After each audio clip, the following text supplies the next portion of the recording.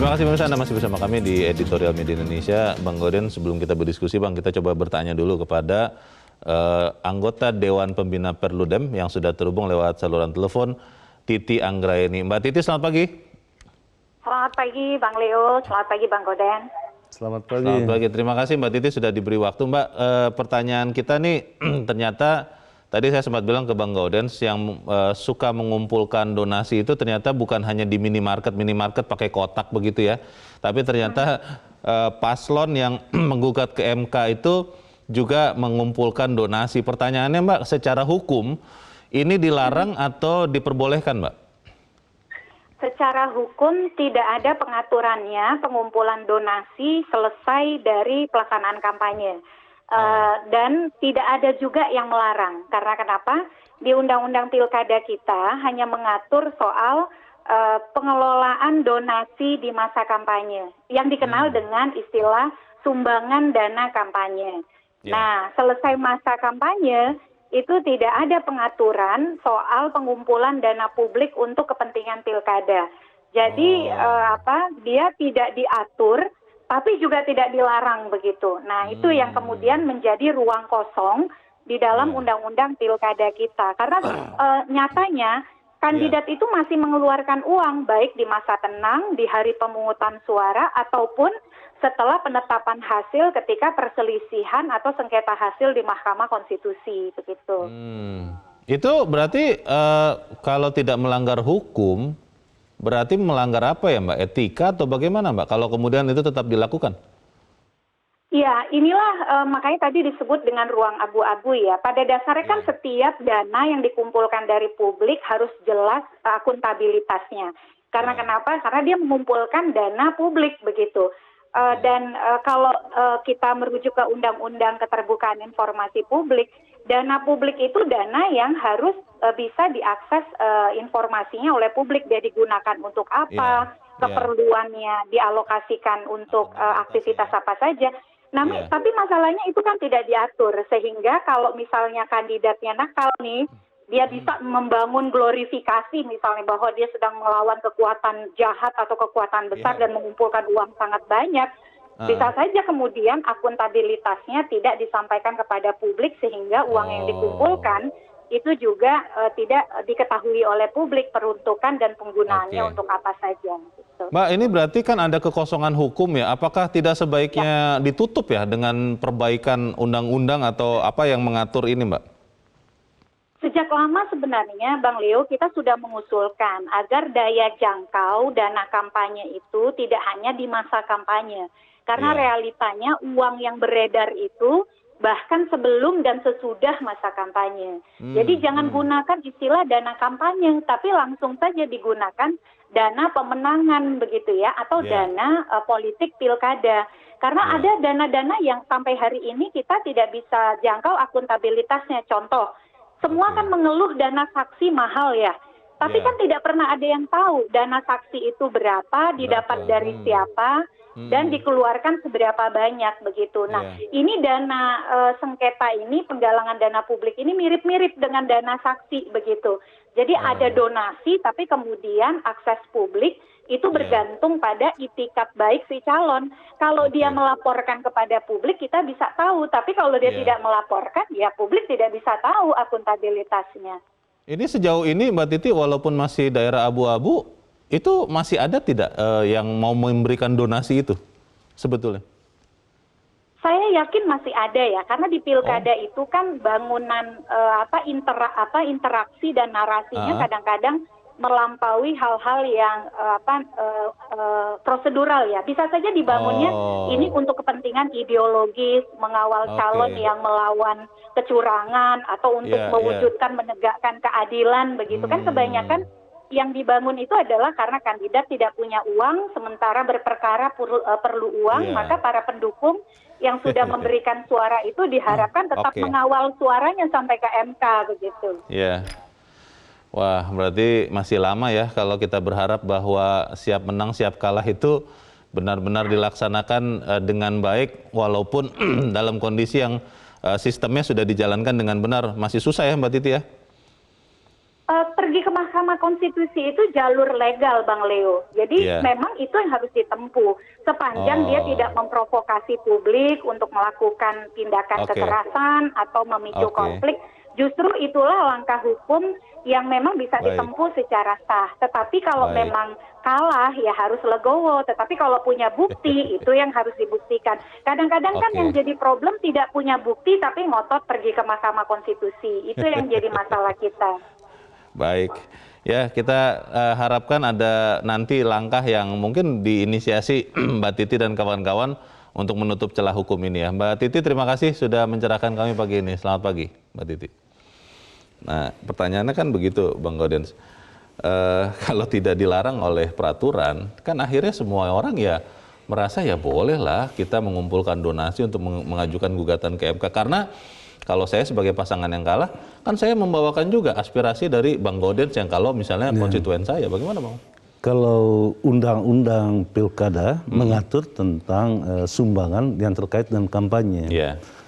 Tetapi jangan lupa Leo, pengumpulan dana maupun barang diatur dengan Undang-Undang Nomor 9 Tahun 1961.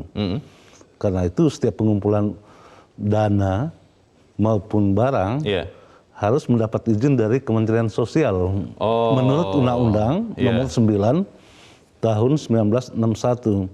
Nah, apakah donasi ke MK itu masuk kategori yang diatur Undang-Undang 9 tahun 1961 atau tidak, saya tidak tahu. Karena di sana dikatakan setiap pengumpulan uang dari masyarakat itu harus jelas siapa yang mengumpulkan dan harus minta izin. Nah, karena tidak diatur di dalam undang-undang kampanye, undang-undang pilkada, juga tidak ada undang-undang yang mengatur secara khusus pengumpulan donasi untuk kepentingan proses hukum di MK, yang mestinya sih kena undang-undang 1961. Pengumpulan dana masyarakat tadi itu yang mungkin di kasus lain seperti filantropi begitu ya, itu harusnya patuh terhadap kalau itu. Misalnya kalau ada bencana alam kan orang mengumpulkan dana, untuk mengumpulkan dana itu harus mendapat izin dari Kementerian Sosial. Dan biasanya di dalam Undang-Undang Nomor 9 1961 itu setiap pengumpul itu dapat 20% dari total yang dikumpulkan. Tapi kalau kita kemudian melihat tadi di dalam editorial dikatakan sudah separuh Bang dari daerah, 270 daerah yang melaksanakan pilkada mengajukan gugatan. Pertanyaannya apakah semuanya kemudian dari 135 itu benar-benar kemudian akhirnya mengumpulkan donasi dari masyarakat juga? Soal jumlahnya itu menariknya bukan karena bukan karena ada persoalan sebetulnya, karena dibuka peluang oleh peraturan Mahkamah Konstitusi nomor 6 tahun 2020. Itu diterbitkan di bulan November ya. Nah, di sana dikatakan bahwa setiap calonnya setiap calon itu boleh mengajukan gugatan ke Mahkamah Konstitusi tanpa memperhitungkan ketentuan pasal 158. 158 itu kan yang boleh mengajukan gugatan itu hanya selisih suara antara 0,5 sampai 2%. Oh, yang tipis begitu ya. Nah, di dalam peraturan Mahkamah Konstitusi nomor 6 tahun 2020, ketentuan selisih suara itu ditetapkan di akhir. Atau dengan kata lain, pertimbangan 158 itu pada putusan, bukan pada bukan di permulaan. Kalau di dalam Pilkada 2017-2018, ketika itu jumlah yang menggugat itu hanya sampai 50 gugatan, karena sudah diseleksi di awal. Oh, karena tadi selisih suara itu tidak boleh semua selisih suara digugat begitu ya? Oke. Itu menurut ketentuan 158 ya. Tetapi oleh MK di dalam peraturan MK nomor 6 tahun 2020 itu ditempatkan di akhir dengan asumsi bahwa penetapan selisih suara oleh KPU itu harus mengikuti ketentuan atau tidak gitu. Itu yang mau diperiksa oleh MK. Pertanyaannya begini Bang, tadi kan saya sudah sempat tanyakan ke Mbak Titi dan kemungkinan juga ternyata masih ada saja orang mungkin pendukung yang kemudian masih tetap mau memberikan donasi untuk menggugat ke MK. Di tengah ketiadaan hukum yang mengaturnya, apa yang bisa dilakukan oleh pemerintah mungkin sebagai penanggung jawab untuk memastikan bahwa donasi itu benar-benar terpakai dengan baik. Tapi Bang Gaudens tahan dulu karena kita harus jeda, dan pemirsa tetap bersama kami, Editorial Media Indonesia segera kembali. Terima kasih pemirsa, Anda masih bersama kami di editorial. Sebelum kita bertanya kepada pemirsa, Bang Gaudens bisa dijawab Bang pertanyaan saya tadi. Bagaimana kemudian soal dana yang kemudian dipakai itu? Apakah itu kemudian bisa diatur, bisa dicegat atau apapun lah supaya kemudian masyarakat ya tidak tertipu gitu? Ya, pertama-tama harus ditegaskan bahwa gugatan ke Mahkamah Konstitusi itu tanpa dipungut biaya spesial pun. Oh begitu? Gratis ya. Nah, ya biaya itu dibutuhkan ketika calon itu membiayai pengacara. Oh. Nah, membiayai pengacara itu bukan urusan publik, itu urusan privatnya. Karena itu dalam konteks itu pengumpulan dana itu bukanlah pendidikan politik. Gitu. Karena itu urusan si pribadi paslon ya? Urusan pribadi paslon. Oh. Keterlibatan publik itu sudah selesai pada saat dia memberikan suara di bilik suara. Oke. Ketika dia masih mengajukan gugatan, itu urusan pribadi. Karena urusan pribadi dia tidak boleh membawa-bawa rakyat di dalam urusan privatnya dia. Oke. Dia membayar pengacara ya urusan dia dong. Iya, mungkin karena rakyatnya tidak tahu Bang. Tapi kita coba bertanya dulu Bang Gaudens kepada para pemirsa kita. Kita sudah terhubung dengan pemirsa Metro TV di Manado, Sulawesi Utara. Ada Pak Vence. Pak Vence, selamat pagi. Selamat pagi Bung Leo, selamat pagi Pak Gaudens. Selamat pagi Pak Vence. Bagaimana Pak? Silakan Pak. Jadi begini, kadang-kadang saya ketawa melihat ini. Pertama paslon ini sebelum melakukan kampanye, mereka melakukan apa yang namanya deklarasi damai katanya. Dan di situ ada kalimat dan spanduk itu legowo, terima, siap kalah dan siap menang. Tetapi persoalannya ketika sekarang ada sudah 170 lebih ya Pak Leo sudah mendaftar ke MK kasus pilkada ini. Nah itulah yang saya sering katakan Bung Leo. Padahal undang-undang sudah mengatakan bahwa sumbangan dana kampanye yang diberikan oleh masyarakat kepada paslon tertentu itu hanya digunakan pada saat kampanye, bukan pada saat permasalahan di MK muncul seperti ini. Tetapi beginilah Bung Leo dan Pak Gaudens, saya melihat akhir-akhir ini para politisi kita yang bertarung di ajang pilkada ataupun pileg, pertama dia menggunakan kalkulator politiknya. Dia menghitung bahwa dia memiliki kantong suara di daerah ini, daerah itu, daerah ini. Dan sehingga ketika dia hitung bahwa dari sekian paslon yang masuk, dia mendapatkan sekian persen, nah dia menang. Tetapi setelah dia kalah, pusing kepalanya. Karena tujuannya itu bukan legowo terima kalah. Dia ingin, mereka itu kalau saya katakan bukan untuk memposisikan diri pemimpin, tetapi sebentar nantinya akan berubah menjadi posisi penguasa. Nah, oleh karena itu kenapa saya katakan dia menggunakan kalkulator politik. Nah, setelah dia pun terpilih Pak Leo, dia ganti lagi kalkulator politiknya dengan kalkulator ekonomi. Mulai hitung-hitung berapa banyak dia keluarkan. Sehingga dana untuk membangun lewat APBD tidak dipakai untuk menutupi duitnya yang sudah keluar. Saya kira itu Bung Leo, Pak Gaudens. Selamat pagi Metro TV. Selamat pagi. Terima kasih Pak Vence di Manado, Sulawesi Utara. Di belakang Pak Vence ada Ibu Lia di Makassar, Sulawesi Selatan. Bu Lia, selamat pagi. Assalamualaikum. Waalaikumsalam, Bu Lia. Silakan Bu, pendapat Ibu bagaimana Bu? Iya, jadi kalau saya Pak, kalau seperti tadi Pak Vence itu kenapa menggugat lagi ya? Tapi kalau saya setuju saja Pak ya. Kalau memang di dalam pilkada itu ada, tapi kuat ini alasannya Pak ya, ada kecurangan, merasa ada kecurangan dan ada bukti-bukti kuatnya Pak. Daripada mereka itu ODM atau anarkis lebih bagus karena ada kan memang wadahnya Pak ya. Jadi lebih bagus menggugat. Cuma itu tadi penggunaan donasi ini yang bermasalah karena sudah pilkada. Jadi seperti tadi dikatakan abu-abu. Sedangkan sebelum pilkada itu ada aturannya, mereka itu sering salah menggunakan aturan, apalagi kalau abu-abu. Dan ini korbannya adalah masyarakat.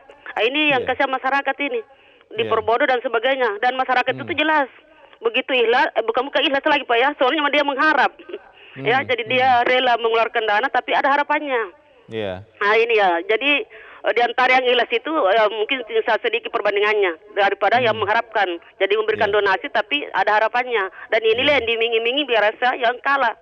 Masih mengharap ada kemenangan dan menjanjikan kalau saya menang maka kamu akan ini dan sebagainya. Jadi masyarakat ini kan ini yang masyarakat ini yang saya kasihan diperbodoh, sudah rugi 2 kali dan sebagainya. Jadi memang harus ada aturannya juga Pak ya. Ada aturan sebelum pilkada dan ada juga aturan sesudah supaya masyarakat terhindar dari orang-orang yang tidak bertanggung jawab. Oke. Itu barangkali. Makasih. Baik, terima kasih Bu Lia di Makassar, Sulawesi Selatan. Di belakang Bu Lia ada Pak Ihwan di Jember, Jawa Timur. Pak Ihwan, selamat pagi. Selamat pagi Bang Leo, selamat pagi Bang Gaundensus. Selamat pagi, silakan Pak Ihwan. Di era mempanglimakan politik sekarang ini, maka yang muncul adalah power, kekuasaan, itu yang menjadi orientasi pokoknya. Maka muncullah apa yang dinamakan materi, uang, status, fasilitas. Nah, kalau itu yang terjadi, maka donasi pikiran mereka, karena mereka menjadi calon itu saja sudah harus menyiapkan minimal 21,6 miliar. Nah, pada waktu kampanye mereka sudah mengeluarkan sendiri.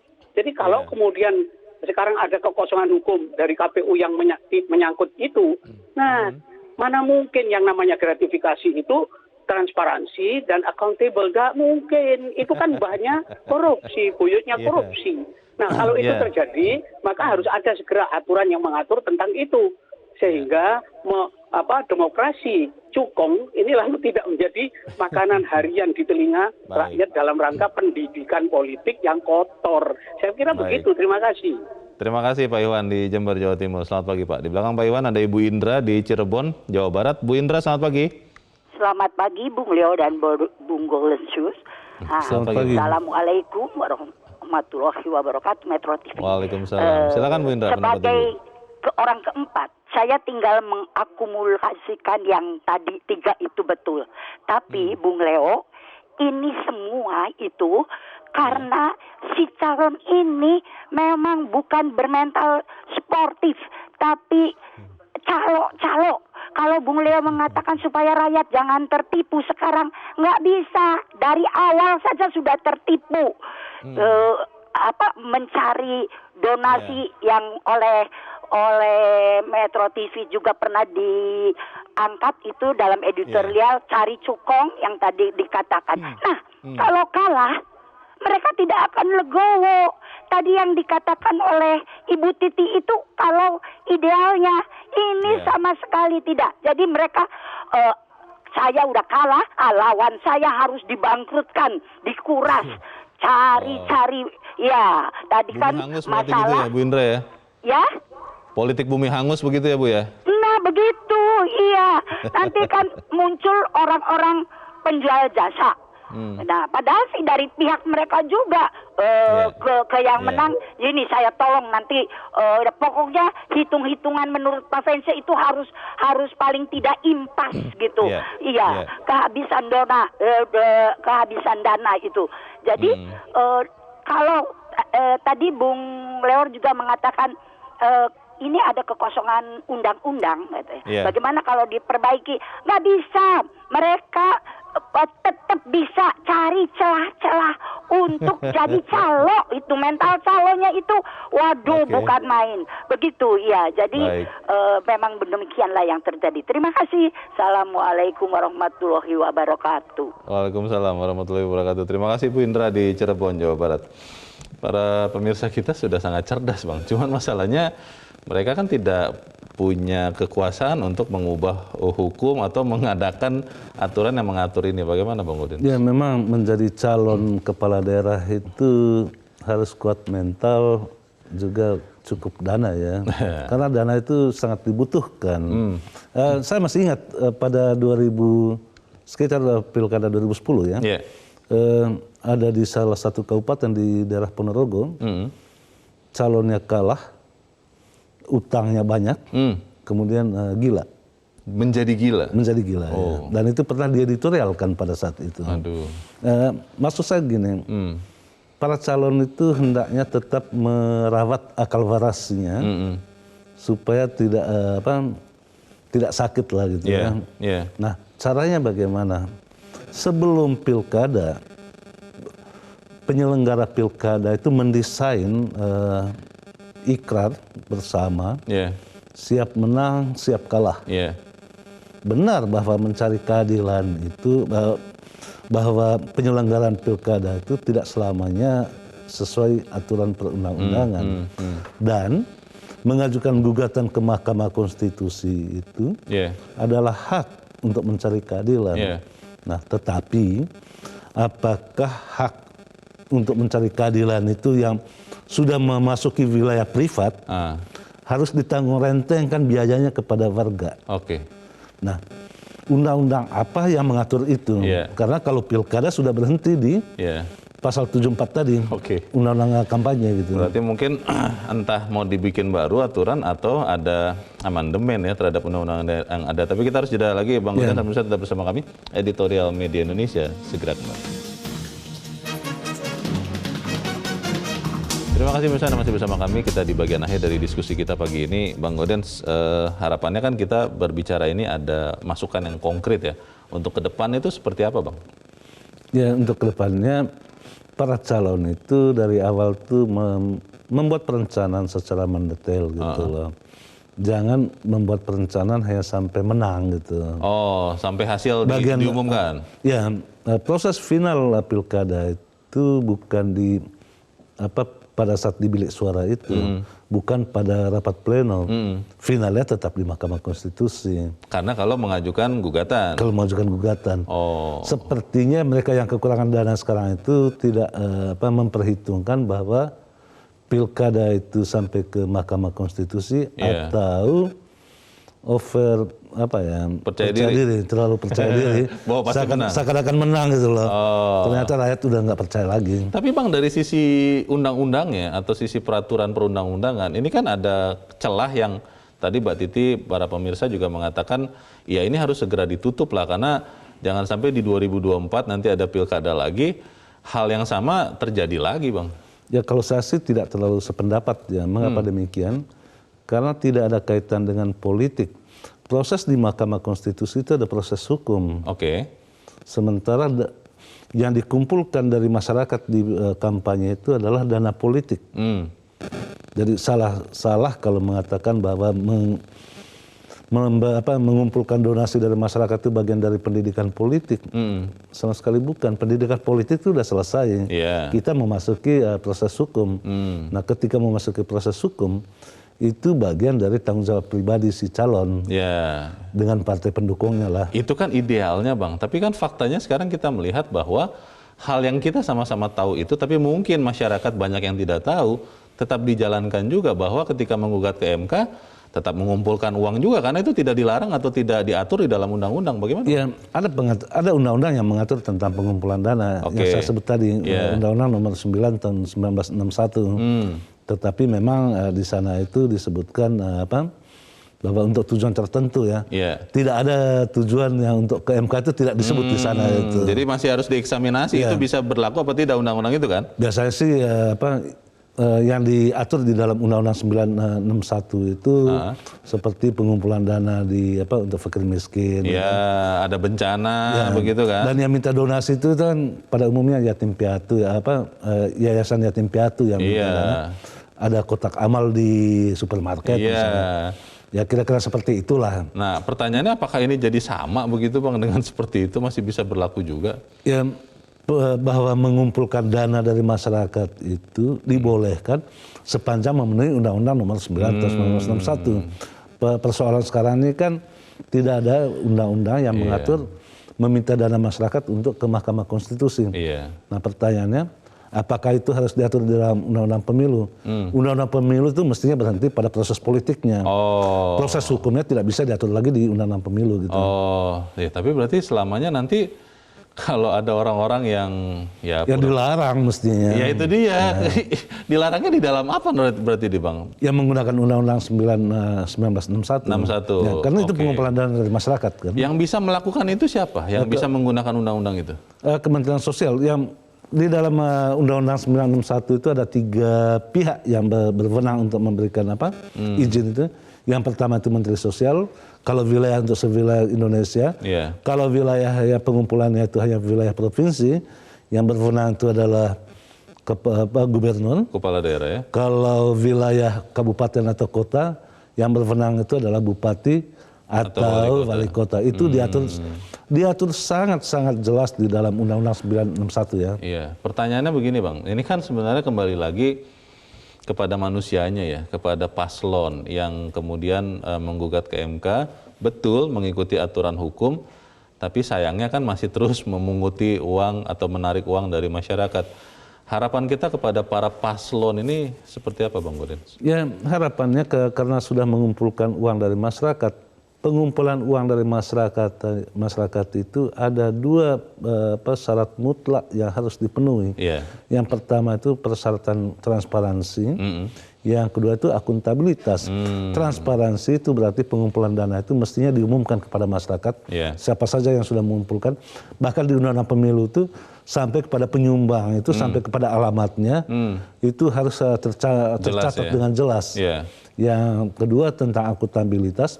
Akuntabilitas itu hanya ada kalau dana itu diaudit. Nah, siapa yang mengaudit untuk kepentingan pribadi? Itu dia.